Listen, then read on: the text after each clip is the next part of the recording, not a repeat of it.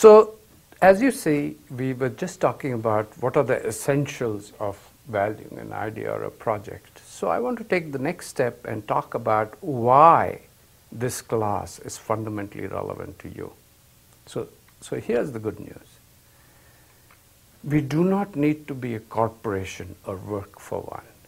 By that I mean a corporation is a collection of people that has a common purpose and takes on what we call new ideas, projects, and hopefully takes on ones that are good rather than ones that are value destroying.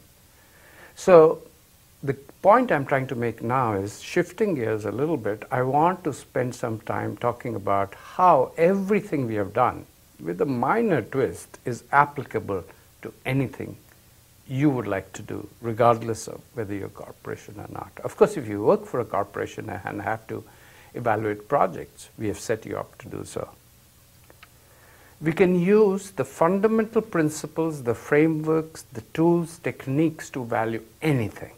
So for example, if you have a saving decision to think about, for the future obviously, we did that right up front. In fact, we spent the first 2 weeks focusing entirely on decisions that you would have to make about saving. And saving for the future obviously involves borrowing and lending. And the reason is that if you are saving for the future, you won't put it under your mattress, you'll lend the money to someone, and someone will borrow it from you. And therefore, it'll be returned hopefully to you in the future, right? I'm smiling because a lot of this didn't happen recently, like people lost a lot of money. And I'm not smiling because they lost a lot of money, is that the presumption is that when you save for the future, you will hopefully get more, right? So we assume that the return is positive, you get your principal back, plus you get a lot of money back, okay? The point I'm trying to make here is the same cash flows and the same discount rate that we talked about in the context of evaluating projects, I mean, not everybody gets to do projects and create value, most of us don't. But we do participate in the economy, right? So if you have resources and do not have good ideas, what do? You give your money to people with resources. That's why a marketplace is so important. As the flow of resources goes to the ideas, you are making saving, borrowing, and lending decisions. And the key to recognize is that everything we taught in this course is applicable. There's just one minor twist that you need to do, and that'll make you understand that all principles are the same, and I'll come to that minor twist in a second. Both time value and risk components that I did in this class were always motivated by financial decision making at the individual level. Why am I emphasizing that? Because I do not want you to think that this class was only about corporations or decision making that corporations do. Corporations are a bunch of individuals. The key emphasis I want to distinguish, however, is that most individual decisions are financial in nature. In other words, if you see the bullet point up there, the financial is in quotes. What do I mean by that? I mean by that is what I emphasized earlier is we may not have great projects to undertake. And most of us in this world, therefore, tend to make financial decisions of borrowing and lending, and value creation hopefully happens with the best ideas, right? So for an example, take the following scenario. You are in the IT business, you're in the technology business.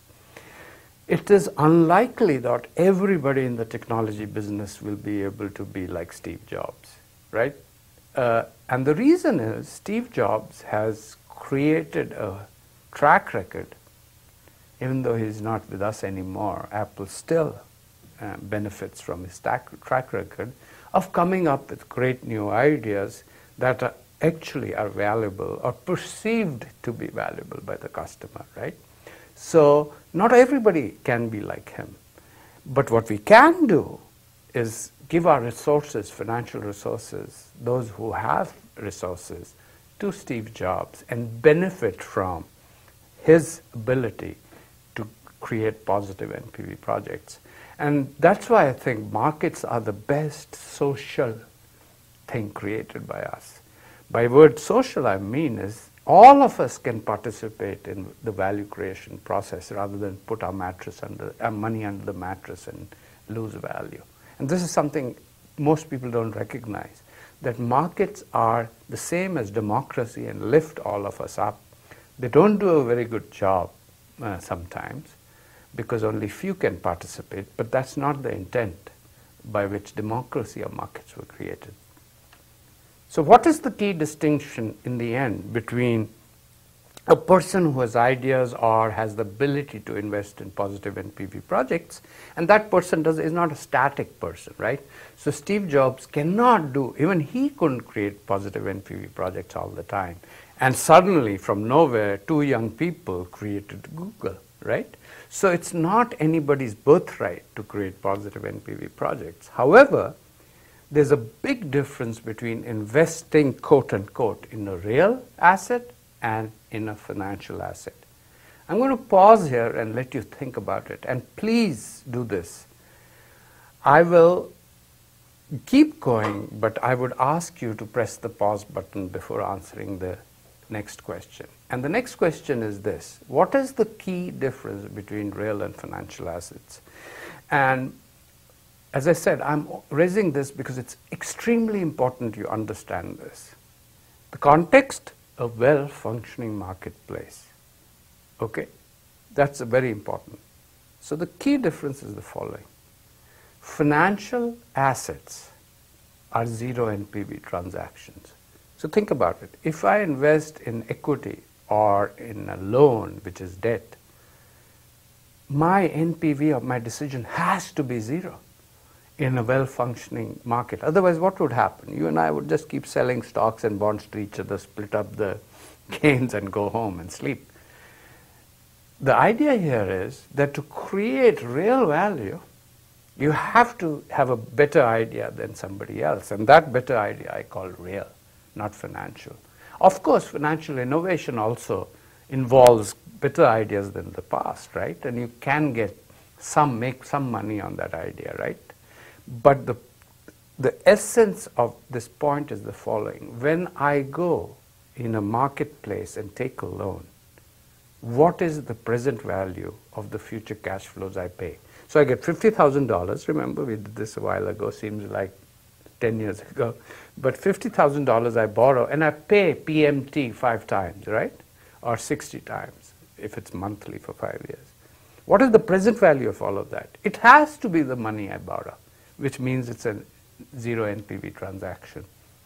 Similarly, buying a stock, its value today has to be its present value, right? Otherwise, somebody's being cheated here or somebody's made fool of.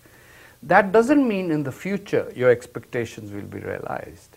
But in a well-functioning market, you cannot make money except for the risk return that you get over time just by investing in a stock or a bond. You cannot. And this is such an important issue that I would encourage you to think like that.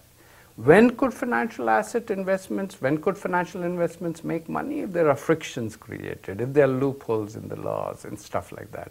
That's a very different issue. It's not nature that's dictating that. Okay?